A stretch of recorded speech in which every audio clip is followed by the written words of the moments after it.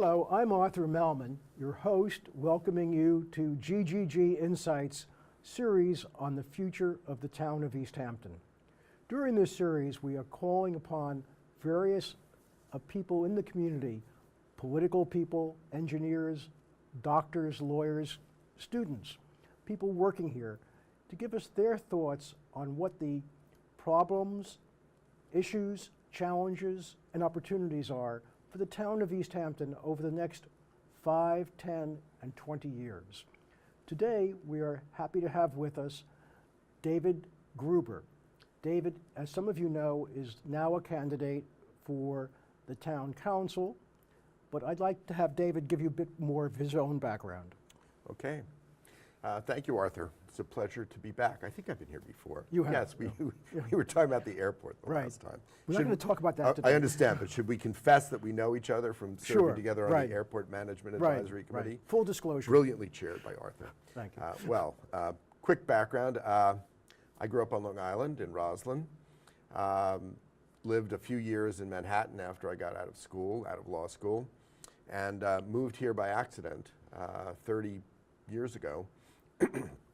I came for a summer, and I never left. It's a story I've heard from other people, with some interruptions. At one point, I was the chair of the East Hampton Town Democratic Committee from 1992 through 4. We won't hold that against you. Please, or hold it against me, either way. 1991, I was the Democratic candidate for town supervisor.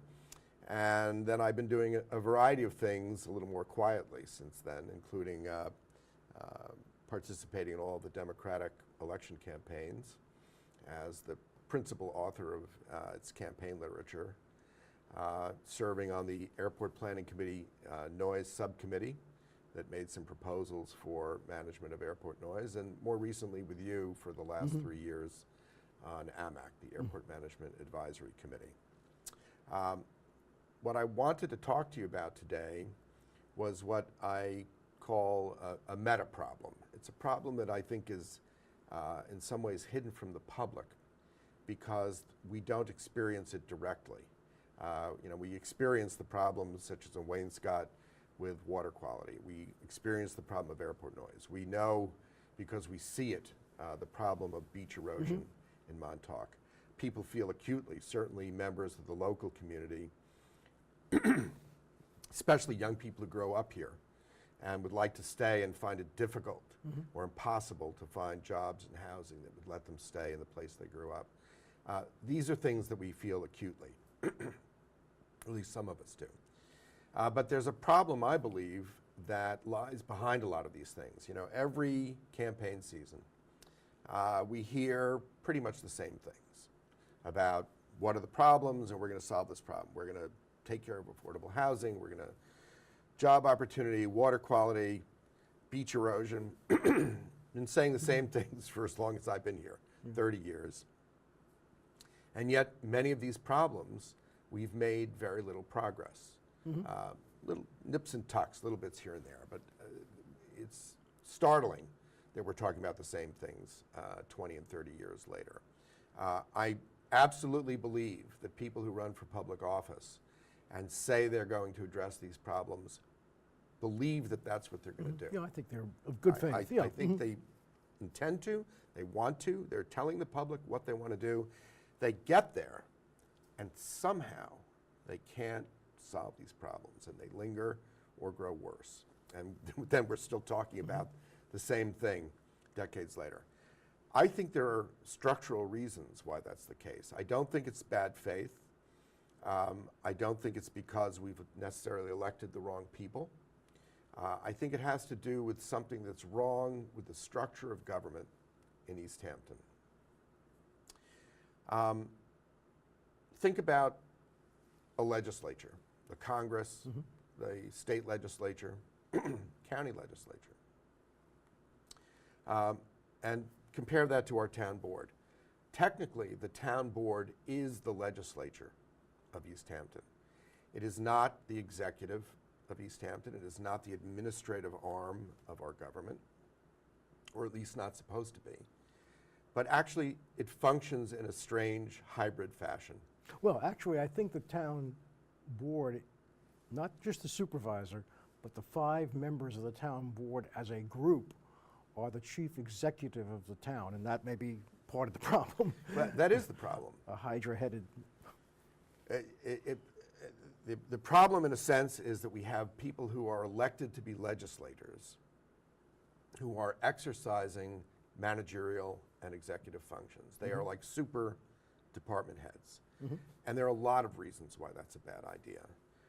One of them is that it's highly unlikely, given the range of problems we face in this town, that the 5 people we happen to elect are going to know anything by virtue of education or profession or experience about all these problems. Beach hydrology, I mean, who knows about beach hydrology, right? And yet they're asked to deal with them. Now, it's not a criticism of the board or any particular board that we've had that they don't know anything really about these issues. They couldn't possibly. Problem is, what do you do about it if you don't know? Now, the typical answer in East Hampton has been to hire an expert. Now, I know in your professional career, you've hired experts. I've hired experts.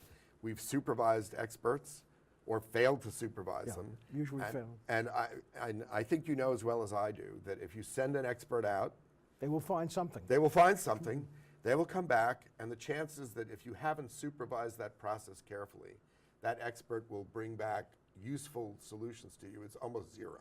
Well, the most useful thing the expert does on his first or her first pass is to tell you why further inquiry and further study and the contract has to be amended to increase the cost. Which is certainly useful. Yeah, to the consultant. So, you know, part of what you need if you hire an expert is a knowledgeable client.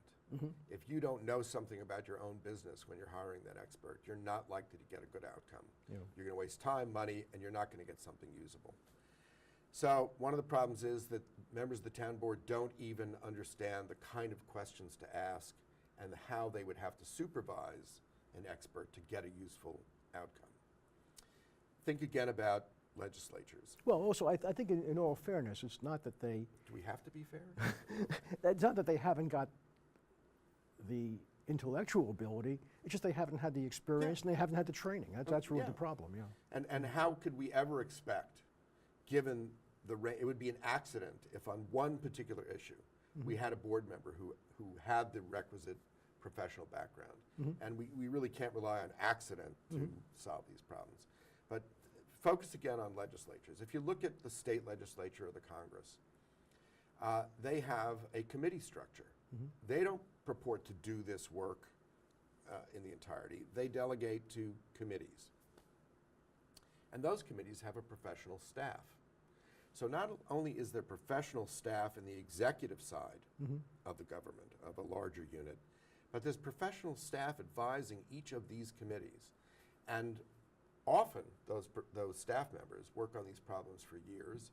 They may be the most experts in town on given subjects, whether it's tax policy or agricultural policy or anything else like that. We can't replicate that. It's not possible for this town to hire a large enough staff, both on the executive side and the legislative side, ever to do that. So we're stuck, except we're not stuck. There's actually an answer for us that's available if we're willing to take it, if the board members are willing to take it. By the way, David, one of the things I've noticed, and maybe you have too, for the most part, every town board member, certainly in the last 5 years, 10 years, that I've come in contact with, has worked immense number of hours. Oh yeah. And is running in 20 different directions, liaisoning with various departments, meeting with advisory committees, sitting through board meetings. So it's not that these people aren't putting in the time and the effort. I think there's some misconception that, gee, if they only put in more time and effort, but these people are very often there at 7 o'clock in the morning and working on weekends. Yeah, there's no question that the time is there and the effort's there. It's unfortunately, it's misdirected. It's not doing what we need done.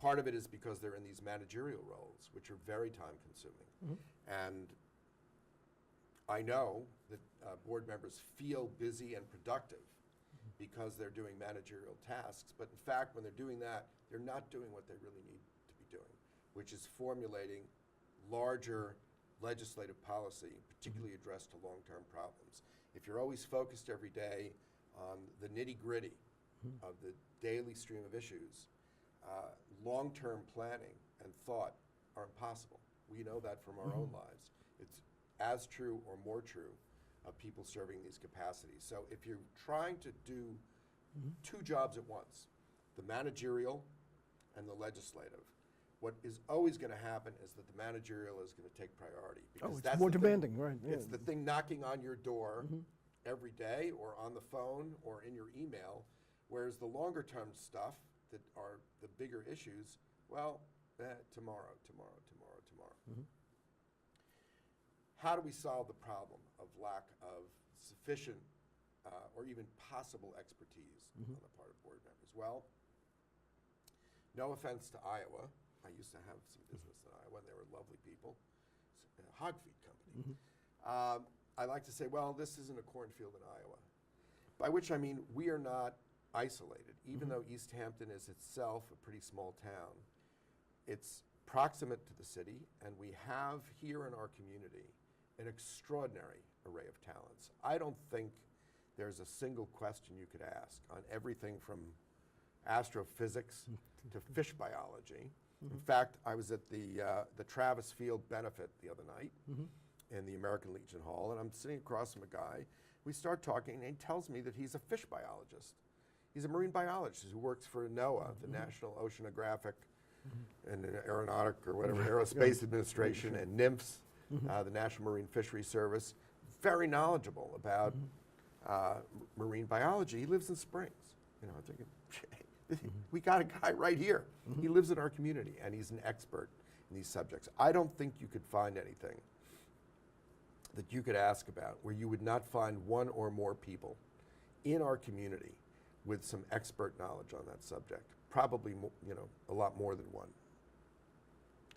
Most of them, in my experience, would be all too willing, for free, for nothing, just like the people we serve with on the airport committee, to give their talents, knowledge, advice, services to the town as part of a public committee that could serve as the legislative committee for our board members. But doesn't the board already do that? I mean, there's the Energy Sustainability Committee, there are a whole series, Litter Committee, there's a whole series of committees. We do it to an extent, but it's a bit episodic. You know, the Airport Management Advisory Committee, because there's so much pressure on those issues, meets regularly, and we have a regular agenda of issues and policy issues that we're trying to address. I think that's not typical of most of the advisory committees.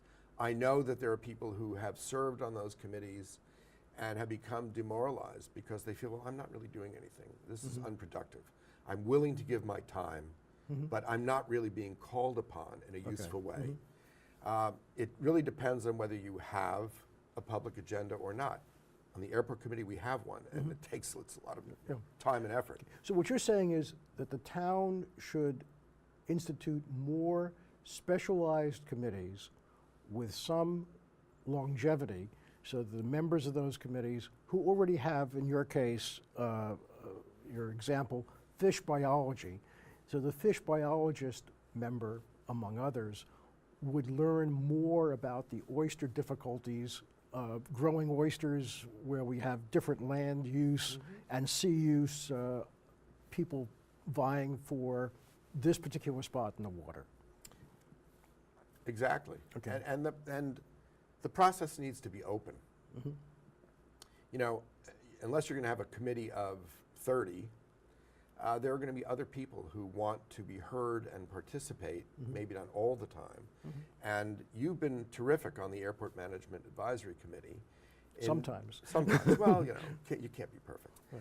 But in inviting members of the public who are there to listen, to participate in the discussion, And sometimes there has to be a limit on Yeah, that. sometimes it gets out of hand. Sometimes it gets out of hand. But basically, interested members of the public, some of them are pilots, some of them are residents, some of them are interested in environmental issues, have been allowed to participate in the discussion with the committee. Right. That's invaluable. It's invaluable because it informs the committee. It's invaluable because it informs the public. So we have a means within our grasp, I believe, to address the lack of expertise in the board on any particular problem. Now, one of the weaknesses of the system as it's now used, such as with the airport committee, is that we typically don't get the professional support that we need. Some of these issues require technical expertise that nobody is going to have if you don't hire that expert. There are experts working on these airport issues, but more often than not, the access of the committee is very limited to these experts. You know, because it's happened more than once, that we'll be discussing something. The board liaison then disappears figuratively into a back room, talking to the expert. We don't even know that they're talking. They come back sometime later, a week later, 2 weeks later, 2 months later, with some finished proposal, as happened with tree cutting. And we look at it and we go, oh no, that's just not right. And then they're forced to backtrack because the group of people who collectively have developed expertise through long discussion were not part of the discussion with the experts. So the thing just goes, goes off the rails. Waste of time, waste of effort, waste of money.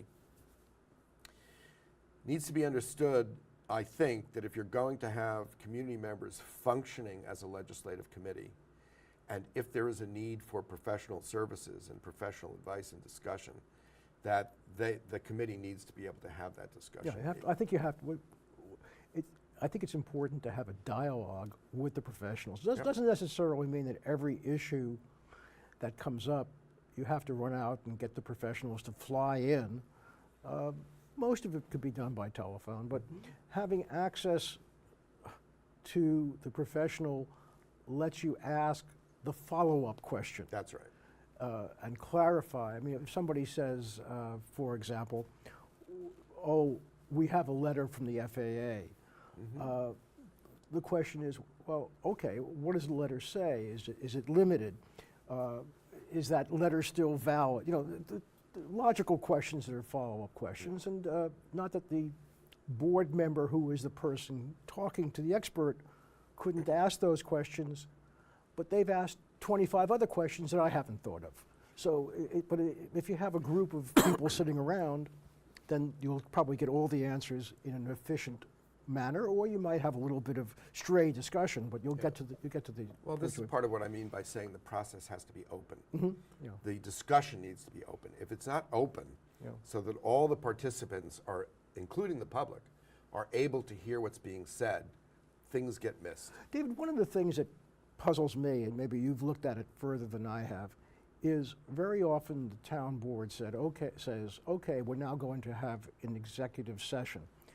When I looked at the town association manual, which is about this thick, several years ago, I was under the impression there were only two things that the town board can have discussions about with 3 or more members of the town board present, in private. And those are pending litigation, ironically not the threat of litigation, but pending litigation, and employee matters. Personnel. Personnel matters. But there seems to be, and I'm not saying it's this board versus Bill Wilkinson's board or Larry's board, there are a lot of executive sessions. Yeah, and, well, how does the public deal with that? But maybe I'm asking too many questions, but why don't you just go on? Questions are good, Arthur. Okay. It's hard to address that because, of course, we don't actually know with any certainty what's discussed In the executive session. Sure. Right, So, I can tell you that that the board does not follow the requisite practice when going into executive session. It's a mandatory practice where you, for example, if it's a personnel issue, you don't need to identify and shouldn't be identifying by name if you're discussing Joe Smith. Joe Smith. But if it's a hiring decision or a disciplinary decision, the board is supposed to identify with some specificity what is to be discussed. We have a disciplinary matter involving an employee. We have a hiring decision involving an employee, that kind of thing. So that the public is aware of at least the subject of the discussion, and the board is itself made aware of the restraints on what it can talk about. If you declare first, we're talking about a hiring decision, and then you find yourself talking about water quality in Pussy's Pond, I think you know that you're out of bounds. Yeah. But on the other hand, the reality is people are human. And when you start when you start talking about a hiring decision, for example, in the natural resources area, it's very easy to then diverge. Okay, well, look, there's going to be some treading on the boundaries. True. The question, if you follow the requisite practice of declaring what's going to be discussed, that puts some constraints on it. And it's really a question of whether the commitment of the board is to employ executive session absolutely to the minimum degree required, which is, I think, what's intended by the law. Sunshine law, right. Or whether you are regarded as something to evade, where you're going to move around. I think we have enough indication at this point that the process is abused. We get emanations. We hear discussion in public at times, and it becomes clear that this has already been discussed inappropriately in executive session. Now, David, we've been talking a lot about the legislative function, but we really haven't focused on the managerial function. If you want to free the board members from their legal responsibility to manage the town, how do you give them that freedom? Well, 17 years ago when I ran for supervisor, I said, I think it's time for the town of East Hampton, given the complexity of what we have to do, to consider seriously a town manager as at least one step, not the only step, in getting the board itself free to do what it's supposed to do, which are the legislative functions, not the management functions. Well, that would help. Well, the real problem is always raised about how are we going to pay for this? If you've got a town manager, you probably have a town manager secretary. If you put those together, plus benefits, you may be in the realm of $300,000. Now, we have a $70 million budget, so $300,000 is not going to make or break the budget, but how do you do that? How do you, how do you justify that? You think about, take the water issue in Wainscott. Now, I don't think it's the case that had we had a managerial system, a different managerial system, that problem would have been avoided. But hypothetically, a mistake was made at some point. In all likelihood, we believe the use of firefighting foam on the airport property. Not certain, everybody says, well, we don't know, but that seems like it's the most likely case. Now, we're faced with a $24 million cleanup. Plus, not even cleanup. To install town water. Yeah. Plus, if I'm correct, if I read it correctly, another $12 million of installation costs for the homeowners who would want to hook up to it. That's $36 million bucks. You avoid just one mistake of 10% of that size, and you've paid for the management for a very long time. Yeah, but that assumes that, which is unlikely, that a town manager would have known 10 years ago we shouldn't use firefighting foam. But what about more day-to-day functions? And I mean, we are all familiar with the village. And the village has a village administrator. And Larry Cantwell. Larry Cantwell was the most visible one. But that operated pretty well. And I know when Larry came in, he didn't institute a town manager, but he did bring in relatively soon one of his closest and trusted friends, Alex Welford, Oh, Alex Wolford, that's one of my college roommates. Alex really functioned to a great degree as a town manager, or at least was the alter ego of Larry. And people knew when Alex Walter went to a meeting, if he said something, Larry would be backing it up, and it was also probably after discussion with Larry. So people understood the really senior management level that Alex Walter was bringing to the town government, and we've backed away from that now, I think. Well, I think that was a step in the right direction. Ironically, I think that the board resists the change to a town manager system, in part because the board members like doing what they're doing. They like these management roles. It's, I think, somewhat more gratifying if you're doing something where you get, you see maybe day-to-day results from what you're doing and can feel, oh, I did something today, I solved this problem, as opposed to having a slog potentially for months at a time in trying to work out a long-term problem. It may sound funny to say it, but I think it's more fun to be in the managerial role than to be in the legislative role. But it's a bad use of our resources because we're not doing what we need to do. David, but again, I go back to how do we pay for this person? Look, you yourself said, look, we got a $70 million budget. It's not going to be a big chunk. I think that it's possible. Oh, David, I'm sorry to break you off just then, but our time is up, and hopefully you'll come back in one of your other roles, and we'll go through this again. And thank you all for listening, and hope you enjoyed the program. Thank you, Arthur.